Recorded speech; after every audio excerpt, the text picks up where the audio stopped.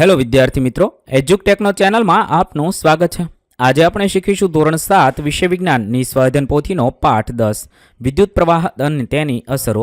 પાઠ 10ના સ્વાધ્યાયન પોથીના તમામ પ્રશ્નોના જવાબની અહીં આપણે સમજ મેળવીશું।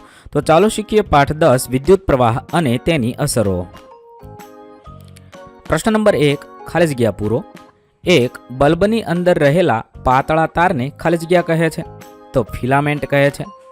2. ઇલેક્ટ્રિક હીટરમાં આવેલા તારના ગૂંચળાને ખાલી જગ્યા તરીકે ઓળખવામાં આવે છે? એલિમેન્ટ તરીકે ઓળખવામાં આવે છે। 3. તારમાં વિદ્યુત પ્રવાહ પસાર કરતા તાર ગરમ થાય છે, આ અસરને ખાલી જગ્યા કહે છે? ઉષ્મીય અસર કહે છે। 4. વિદ્યુત કોષનો ધન ધ્રુવ ત્યાર પછીના ક્રમના વિદ્યુત કોષના ખાલી જગ્યા ધ્રુવ સાથે જોડાણ કરવામાં આવે છે? તો ઋણ ધ્રુવ સાથે જોડાણ કરવામાં આવે છે। પ્રશ્ન નંબર 2, ટૂંકમાં જવાબ આપો। 1. વિદ્યુત કોષનો ઉપયોગ ક્યાં ક્યાં થાય છે? જવાબમાં લખી શકાય torch, transistor, radio, TV remote, AC remote control, ઘડિયાળ અને કેટલાક રમકડામાં વિદ્યુત કોષ વપરાય છે। 2. તારમાં ઉત્પન્ન થતો ઉર્જાનો જથ્થો શાના પર આધાર રાખે છે? તારમાં ઉત્પન્ન થતો ઉષ્માનો જથ્થો તારના દ્રવ્ય પર, તારની લંબાઈ પર, તારની જાડાઈ પર, આડછેદના ક્ષેત્રફળ પર આધાર રાખે છે। 3. વિદ્યુત પ્રવાહની ઉષ્મીય અસરના આધારે ચાલતા સાધનો કયા કયા છે? વિદ્યુત પ્રવાહની ઉષ્મીય અસર પર કાર્ય કરતા સાધનોમાં ઇલેક્ટ્રિક ઇસ્ત્રી, room heater, electric water heater, electric કીટલી, hair dryer, hot plate, electric સગડી વગેરે છે। પ્રશ્ન નંબર 3, વિદ્યુત પ્રવાહની ઉષ્મીય અસર અને ચુંબકીય અસર વચ્ચેનો ભેદ સ્પષ્ટ કરો। વિદ્યુત પ્રવાહની ઉષ્મીય અસર ત્યારે જોવા મળે છે જ્યારે વિદ્યુત પ્રવાહ તારમાંથી પસાર થતાં તાર ગરમ થાય છે। આ અસર તારના અવરોધને કારણે છે અને વિદ્યુત ઉષ્મા ઉર્જામાં ફેરવાય છે। ઇલેક્ટ્રિક ઇસ્ત્રી, હીટર અને ફ્યુઝમાં ઉષ્મીય અસરનો ઉપયોગ થાય છે। બીજી તરફ વિદ્યુત પ્રવાહની ચુંબકીય અસર ત્યારે થાય છે જ્યારે વિદ્યુત પ્રવાહ વહેતા તારની આસપાસ ચુંબકીય ક્ષેત્ર ઉત્પન્ન થાય છે। આ અસરના ઉપયોગથી ઇલેક્ટ્રિક બેલ, ઇલેક્ટ્રોમેગ્નેટ અને મોટર કામ કરે છે। પ્રશ્ન નંબર 4, જોડકા જોડો। વિભાગ અ સાથે વિભાગ બ ને જોડવાનો છે। વિભાગ અ માં battery, switch off, bulb, switch on, વિદ્યુત કોષ આપેલા છે અને બ માં આકૃતિ આપેલ છે। જવાબમાં આપણે આ રીતે જોડીશું। એ સામે ત્રીજું થશે, બી સામે ચોથું, સી સામે પાંચમું, ડી સામે પહેલું અને ઈ સાથે બીજું જોડીશું। ત્યારબાદ પ્રશ્ન નંબર 5, નીચે આપેલા વિધાનોમાંથી સાચા વિધાન સામે ખરાની અને ખોટા વિધાન સામે ખોટાની નિશાની કરવાની છે। 1. વિદ્યુત કોષની સંજ્ઞામાં લાંબી રેખા ઋણ ધ્રુવ દર્શાવે છે, વિધાન ખોટું છે।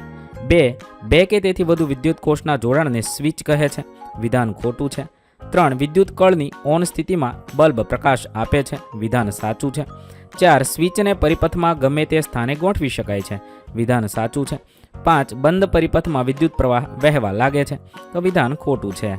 આ રીતે આપણે ખરા ખોટા લખીશું। ત્યારબાદ પ્રશ્ન નંબર 6, વૈજ્ઞાનિક કારણ આપો। 1. વિદ્યુતના ફ્યુઝ બાંધવા લોખંડના તારનો ઉપયોગ કરવો યોગ્ય નથી, કારણ આપો। વિદ્યુતના ફ્યુઝ બાંધવા લોખંડના તારનો ઉપયોગ કરવો યોગ્ય નથી કારણ કે લોખંડનો તાર ઊંચો ગલનબિંદુ ધરાવે છે। ફ્યુઝમાં એવો તાર વપરાય છે કે જે વધુ પ્રવાહ વહેતા જલ્દી ગરમ થઈ જાય છે અને પરિપથ તોડી દે છે। લોખંડનો તાર સહેલાઈથી ગળતો નથી, તેથી વધારે પ્રવાહ વખતે વિદ્યુત પરિપથ તૂટતો નથી અને ઉપકરણોને નુકસાન થવાની શક્યતા રહે છે। 2. સાદા વિદ્યુત બલ્બ કરતાં એલઈડી બલ્બનો ઉપયોગ કરવો જોઈએ કારણ કે એલઈડી બલ્બ ઓછી વિદ્યુત ઉર્જાનો ઉપયોગ કરીને વધુ પ્રકાશ આપે છે। બલ્બમાં ઉષ્મીય નુકસાન ઓછું થાય છે અને તે લાંબા સમય સુધી ચાલે છે, તેથી ઉર્જાની બચત થાય છે અને એલઈડી બલ્બનો ઉપયોગ કરવો જોઈએ। 3. વિદ્યુતના ફ્યુઝમાં જાડા તારને બદલે પાતળો તાર વપરાય છે, કારણ આપો। વિદ્યુતના ફ્યુઝમાં જાડા તારની તુલનામાં પાતળા તારનો અવરોધ વધુ હોય છે, તેથી વધારે વિદ્યુત પ્રવાહ વહેતા પાતળો તાર ઝડપથી ગરમ થઈ પીગળી જાય છે અને પરિપથ તૂટી જાય છે। આ રીતે ઉપકરણોને નુકસાનથી બચાવી શકાય છે, તેથી ફ્યુઝમાં જાડા તારને બદલે પાતળો તાર વપરાય છે। પ્રશ્ન નંબર 7, આકૃતિ દોરી નામ નિર્દેશન કરો। 1. બંધ વિદ્યુત પરિપથ। અહીંયા બંધ વિદ્યુત પરિપથની આકૃતિ દોરીશું અને તેનું નામ નિર્દેશન આ રીતે કરીશું। ત્યાર પછી બીજું છે ખુલ્લો વિદ્યુત પરિપથ। ખુલ્લા વિદ્યુત પરિપથની આ રીતે આપણે આકૃતિ દોરી નામ નિર્દેશન કરીશું। ત્યાર પછી પ્રશ્ન નંબર 8, તમારી આસપાસ મળી આવતી ચીજ વસ્તુનો ઉપયોગ કરી વિદ્યુત ચુંબક કેવી રીતે બનાવશો? તો અહીંયા મેં આકૃતિ દોરી છે વિદ્યુત ચુંબક બનાવવા માટેની। સાધન સામગ્રી જોઈએ તો લોખંડની ખીલી, ઇન્સ્યુલેટેડ તાર, વિદ્યુત કોષ અને વિદ્યુત કળ। પદ્ધતિ છે આશરે 75 સેમી લાંબો ઇન્સ્યુલેટેડ પ્લાસ્ટિક કે કપડાના કવર ધરાવતો વળી શકે તેવો તાર અને 6 થી 10 સેમી લાંબી લોખંડની ખીલી લો. તારને ખીલી ફરતે ચુસ્ત રીતે ગૂંચળાની જેમ વીંટાળી દો. આકૃતિમાં દર્શાવ્યા મુજબ તારના બંને મુક્ત છેડાઓને વિદ્યુત કળ વડે વિદ્યુત કોષ સાથે જોડો. ખીલીની નજીક કે તેના પર થોડીક ટાંકણીઓ મૂકો. હવે વિદ્યુત પ્રવાહ ચાલુ કરો. શું થાય છે? શું ટાંકણીઓ ખીલીની અણી પર ચોંટી જાય છે? વિદ્યુત પ્રવાહ બંધ કરો. શું હજી પણ ટાંકણીઓ ખીલીની અણી પર ચોંટી રહેલી છે? અવલોકન કરવાનું છે. અવલોકન કરતાં જણાશે તાળનું ગૂંચળું, તાળની કોયલ, તેમાં વિદ્યુત પ્રવાહ પસાર થવાથી ચુંબકની જેમ વર્તે છે.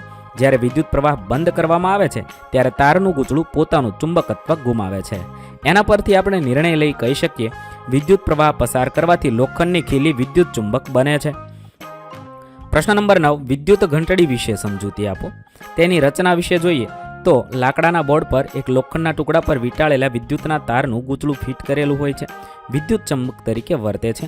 બીજું છે વિદ્યુત ચુંબકની નજીક નરમ લોખંડની પટ્ટી રાખવામાં આવે છે. તેના એક છેડે લોખંડની હથોડી જોડેલી હોય છે. ત્રીજું, આ હથોડીની સામે સહેજ દૂર ધાતુની વાટકી સ્ક્રૂ વડે બેસાડેલી હોય છે. ચોથું, નરમ લોખંડની પટ્ટીની નજીક સંપર્ક સ્ક્રૂ રાખેલો હોય છે. પાંચમું, વિદ્યુત ચુંબકના બે છેડા પૈકી એક છેડાને નરમ લોખંડની પટ્ટી સાથે અને બીજા છેડાને વિદ્યુત કોષ મારફતે સ્ક્રૂ સાથે જોડેલો હોય છે. હવે આપણે તેનું કાર્ય જોઈએ. 1. સ્વિચ દબાવવાથી વિદ્યુત પરિપથ પૂર્ણ થાય છે. આથી વિદ્યુત ચુંબકમાં વિદ્યુત પ્રવાહ પસાર થવાથી તેમાં ચુંબકત્વ ઉત્પન્ન થાય છે. 2. તેથી નરમ લોખંડની પટ્ટી વિદ્યુત ચુંબક તરફ આકર્ષાય છે. 3. આ વખતે વિદ્યુત પટ્ટીને છેડે રહેલી હથોડી ધાતુની વાટકી સાથે અથડાય છે અને અવાજ ઉત્પન્ન કરે છે. 4. આ વખતે સ્ક્રૂનું જોડાણ પટ્ટી સાથે તૂટી જતા વિદ્યુત પરિપથમાં ભંગાણ પડે છે અને ગૂંચળામાંથી વહેતો વિદ્યુત પ્રવાહ અટકી જાય છે.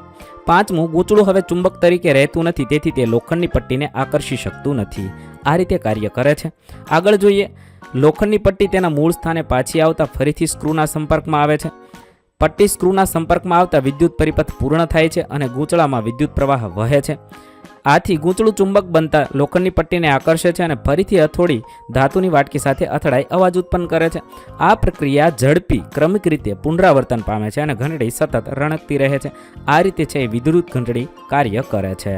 અહીં આપણા પાઠ 10ના પ્રશ્નોના જવાબ પૂર્ણ થશે. વિદ્યાર્થી મિત્રો, ધોરણ 7ની ગુજરાતી વિષયની સ્વાધ્યાયન પોથીના તમામ પાઠના પ્રશ્નોના જવાબના વિડીયો આપણી ચેનલ પર ઉપલબ્ધ છે, જે તમે ધોરણ 7 ગુજરાતી સ્વાધ્યાયન પોથી નામના પ્લેલિસ્ટમાંથી મેળવી શકો છો. પ્લેલિસ્ટની લિંક વિડીયોના ડિસ્ક્રિપ્શનમાં આપેલી છે. તથા જો તમારે તેની પીડીએફની જરૂર હોય તો તે તમે આપણી એપ્લિકેશન પરથી મેળવી શકો છો. એપ્લિકેશનની લિંક પણ વિડીયોના ડિસ્ક્રિપ્શનમાં આપેલી છે. વિદ્યાર્થી મિત્રો, આપેલા વિડીયોની જો તમારે પીડીએફની જરૂર હોય તો તમે આપણી એપ્લિકેશન સ્માર્ટ સાથી પરથી મેળવી શકશો. વિદ્યાર્થી મિત્રો, આપણી એપ્લિકેશન સ્માર્ટ સાથી પ્લે સ્ટોરમાં આવી ગઈ છે, જેની અંદર તમે બધા વિભાગ જોઈ શકો છો. તેની અંદર વિવિધ ધોરણ છે. ધોરણ ઉપર ક્લિક કરતાં વિવિધ વિષય ખુલશે. વિષય ઉપર ક્લિક કરતાં તેની અંદર આવતા પાઠ ખુલશે. તેની અંદરથી તમે પાઠ્યપુસ્તક પણ ડાઉનલોડ કરી શકો છો. તેની અંદર આપેલા પાઠમાં ક્લિક કરતાં તમે પાઠની પીડીએફ, સ્વાધ્યાયની પીડીએફ, સ્વાધ્યાયન પોથીની પીડીએફ, પાઠના વિવિધ વિડીયોઝ, સ્વાધ્યાયના વિડીયોઝ, સ્વાધ્યાયન પોથીના વિડીયોઝ બધું જોઈ શકો છો અને ડાઉનલોડ પણ માત્ર એક ક્લિકમાં કરી શકો છો. વિદ્યાર્થી મિત્રો, આપણી એપને સપોર્ટ કરજો, ડાઉનલોડ કરજો.